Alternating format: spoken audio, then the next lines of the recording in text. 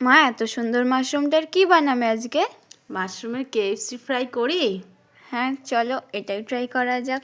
ঠিক আছে, আগে উষ্ণ ভালো গরম জল করে ওটাকে ভালো করে 2-3 বার ধুয়ে নিই। চল এবারে ব্যাটারটা বানাই। কি দিলে গো? ওই তো চিলি ফ্লেক্স দিয়েছি, অরিগ্যানো দিয়েছি, আর তন্দুরি মশলা দিয়েছি, চিকেন মশলা দিয়েছি, আর গোলমরিচ গুঁড়ো দিয়েছি, আর নুন দিয়েছি। দিয়ে ব্যাটারটা রেডি করো না। হ্যাঁ, ওই মিশ্রণটা কিন্তু একটু আমি শুকনো সরিয়ে রেখেছি, আর কিছুটা আমি ব্যাটার বানিয়ে নিলাম। এইবারে শুকনোর মধ্যে কিন্তু চেপে চেপে কিন্তু কোটিং করতে হবে। এটাই কিন্তু আসল কাজ, এই চেপে চেপে কোটিং করাটা। শেপটা কি আসবে কি, মানে ক্রিস্পি হবে কি? দেখ না, না হলে তখন বলিস। আর ভালো করে যে মানে চেপে কোটিং করার পর এক্সট্রাটা কিন্তু ঝেড়ে নামিয়ে দিতে হবে। এরপর ব্যাস ফ্রাই করে নিলেই হয়ে যাবে ক্রিসপি ফ্রাই।